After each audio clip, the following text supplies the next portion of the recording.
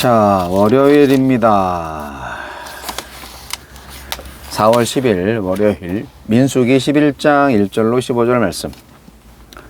네, 마태복음이 끝나고 이제 전에 보다가 점프했었던 민수기로 다시 돌아왔습니다. 민수기 11장 1절로 15절 말씀. 여호와께서 들으시기에 백성이 악한 말로 원망하매 여호와께서 들으시고 진노하사 여호와의 불을 그들 중에 붙여서 진영 끝을 사르게 하시매 백성이 모세에게 부르짖음으로 모세가 여호와께 기도하니 불이 꺼졌더라.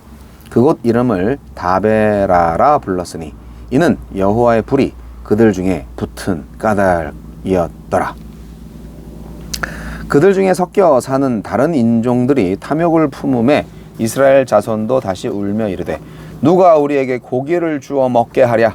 우리가 애굽에 있을 때에는 값없이 생선과 오이와 참외와 부추와 파와 마늘들을 먹은 것이 생각나거늘 이제는 우리의 기력이 다하여 이 만나 외에는 보이는 것이 아무것도 없도다 하니 만나는 가시와 같고 모양은 진주와 같은 것이라. 백성이 두루 다니며 그것을 거두어 맷돌에 갈기도 하며 절구에 찢기도 하고 가마에 삶기도 하여 과자를 만들었으니 그 맛이 기름 섞은 과자 맛 같았더라. 밤에 이슬이 진영에 내릴 때에 만나도 함께 내렸더라. 백성의 온 종족들이 각기 자기 장막문에서 우는 것을 모세가 들으니라. 이러므로 여호와의 진노가 심히 크고 모세도 기뻐하지 아니하여 모세가 여호와께 여짜오되 어찌하여 주께서 종을 괴롭게 하시나이까? 어찌하여 내게 주의 목전에서 은혜를 입게 아니하시고 이 모든 백성을 내게 맡기사 내가 그 짐을 지게 하시나이까? 이 모든 백성을 내가 배웠나이까? 내가 그들을 낳았나이까?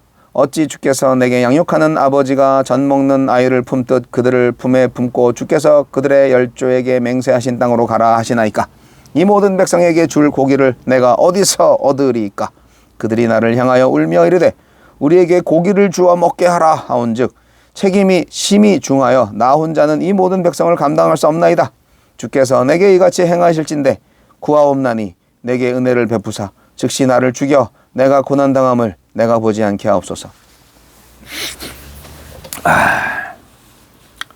어처구니 없는 사건이 벌어지고 있죠. 탐욕이 낳은 불평. 이스라엘 백성은 준비를 마치고 하나님의 구름을 따라 약속의 땅을 향해 출발하지만 광야로 들어서자 곧 원망하며 불평하기 시작합니다. 하나님은 어떤 분입니까? 백성이 심하게 불평하자 징벌의 불을 내리셨습니다. 출애굽 직후 원망을 용납하시며 만나와 메추라기와 물을 주셨을 때와 달랐습니다. 그 사이에 하나님과 이스라엘이 언약을 맺었기 때문입니다.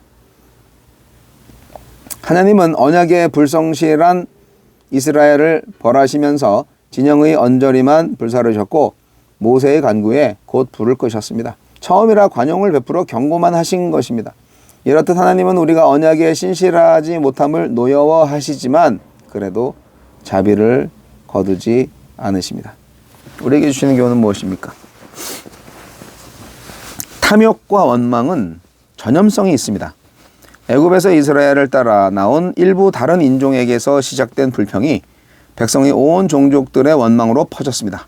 욕심과 불신에서 비롯된 불평의 말들을 경계합시다.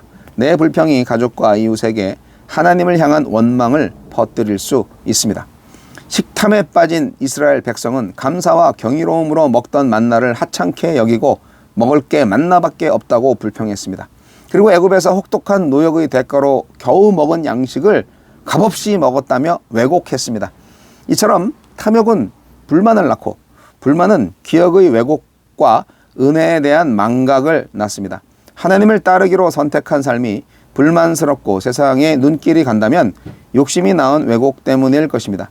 하나님이 매일 베푸시는 은혜가 하찮을 리 없고 하나님을 따르지 않는 삶이 더 행복할 리 없습니다. 모세는 자기만 보면 고기를 달라고 아우성치는 백성에게 질려 하나님이 백성을 낳은 아버지이시자 책임자이신데 왜 자신이 이 짐을 져야 하는지 하나님께 항변했습니다. 심정은 이해할 만하지만 지도자로서 미숙했습니다. 여전히 하나님이 책임자셨고 모세는 이전에 이드로의 조언을 따라 조력자를 세웠듯이 동역자를 세울 수도 있었기 때문입니다. 지도자라고 해서 모든 짐을 혼자 질 필요 없고 그러다 녹초가 되어서도 안 됩니다. 하느님의 도우심을 구하며 믿을 만한 사람들과 협력해야 합니다. 주여, 욕심을 버리고 하느님이 매일 주시는 은혜에 경탄하며 광야 같은 인생길을 잘 걷게 하소서.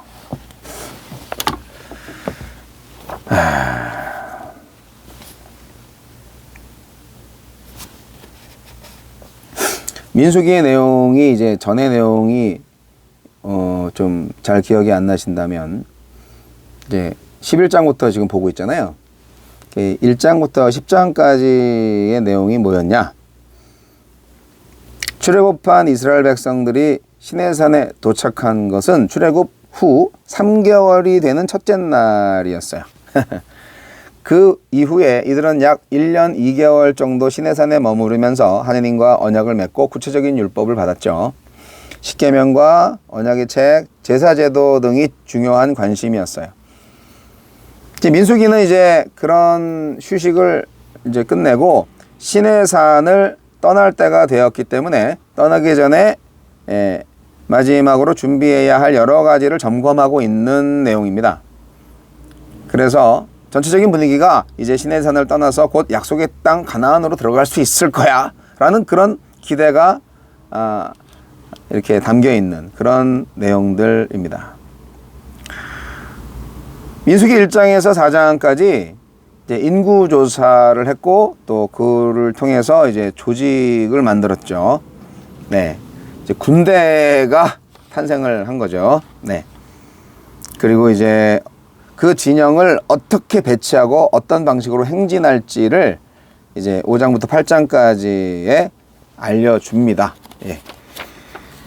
그리고 이제 그런 모든 그 조직과 그런 모임들 가운데에서 중요한 건 성결이다, 정결이다, 그렇게 얘기를 하셨고 또 성막을 구별해서 하느님께 봉헌하도록 하셨습니다. 그리고 이제 이스라엘 백성들은 행진에 앞서서 그 두 번째 유월절을 지켰죠. 그래서 민수기 9장 1절부터 10장 10절까지는 이제 행진 준비의 내용이 있습니다. 시내산에 도착한 이후에 약 1년 동안 말씀을 받고 성막을 완성했고 나머지 2달 정도를 지내면서 시내산을 떠나 가나안 땅으로 향해 가는 광야길을 준비하는 거예요. 그러니까 이제 진짜 출발하는 거예요. 예. 그래서 희망찬 출발이 그 민수기 10장 11절부터 이제 시작이 됐고 그리고 이제 광야가 시작이 된 거나 마찬가지인데 문제는 광야에서 실패하고 있는 겁니다. 오늘 말씀이 광야 생활에 있어서 실패, 그것을 적나라하게 보여주고 있는 내용입니다. 광야의 불평 이야기는요, 민수기 11장부터 20장까지 이어지는데 한 3가지 불평 이야기를 12장까지 담고 있습니다. 일반적인 불평에서부터 하나님이 세우신 지도자에 대한 불평까지 막 구체화됩니다. 그래서요, 하느님도 되게 화가 많이 나셨어요. 여러 가지 문제가 생깁니다. 자, 민수기 내용 이제 들어가 보겠습니다.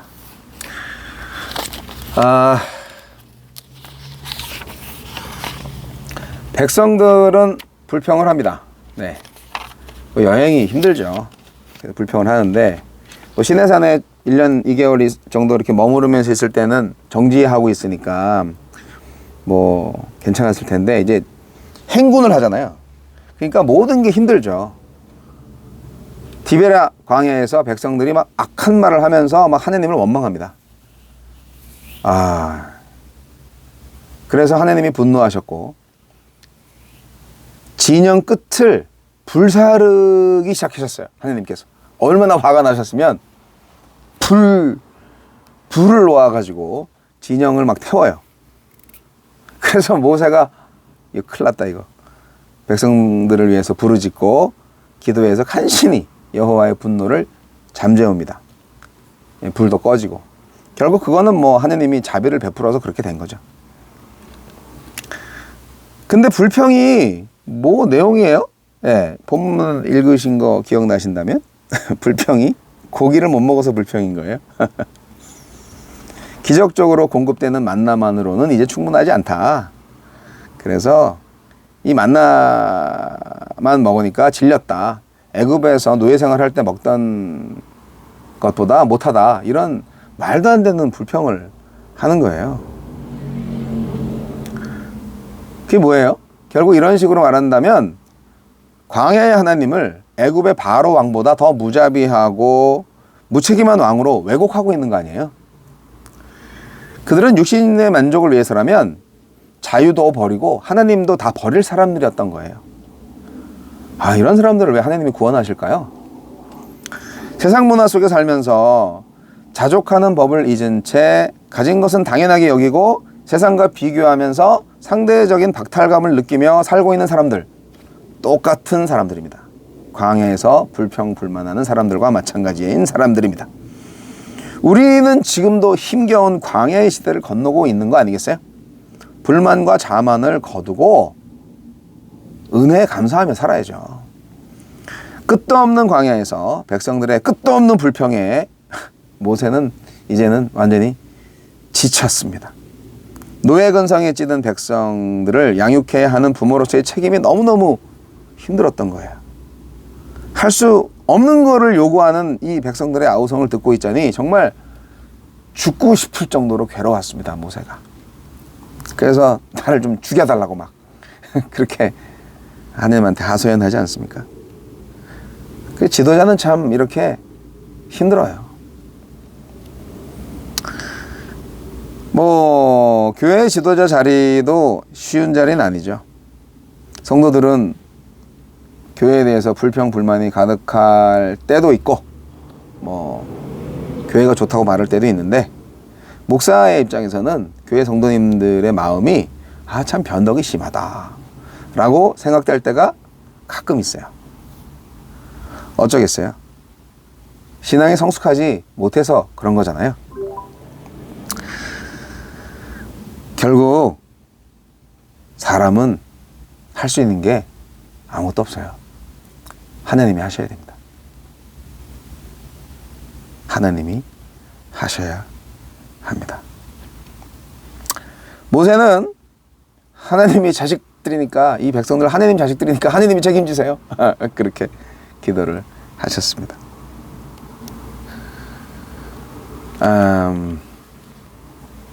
얼마나 힘드셨으면 그랬을까요? 근데 백성들이 악한 거죠. 그리고 너무 철이 없는 거예요. 노예 생활을 너무 오래 했어요. 이게 참 한 번에 안 바뀝니다. 그 생활 습관, 근성이 바뀌기가 참 어렵습니다. 이거는 어떻게 보면 국민성이라고도 볼 수 있고 자아상이라고도 볼 수 있는데, 우리가 하느님 안에서 건전한 자아상과 이상적인 세계관, 국가관을 가질 수 있도록 성숙하려면 시간도 필요하고요, 노력도 필요하고요, 하느님의 도우심도 필요합니다. 자, 앞으로 이제 광야 시대에서 어떻게 이스라엘 백성들이 계속 실패를 했는지, 왜 실패를 했는지 그 부분을 또 살펴볼 텐데요. 민수기 가운데에서 진정 하나님께서 왜 진노하셨는가? 우리는 오늘 민수기에 나오는 백성들처럼 지금도 하나님을 진노케 만들고 있지는 않은가? 그런 반면 교사로 우리가 민수기를 볼 수 있으면 좋겠습니다.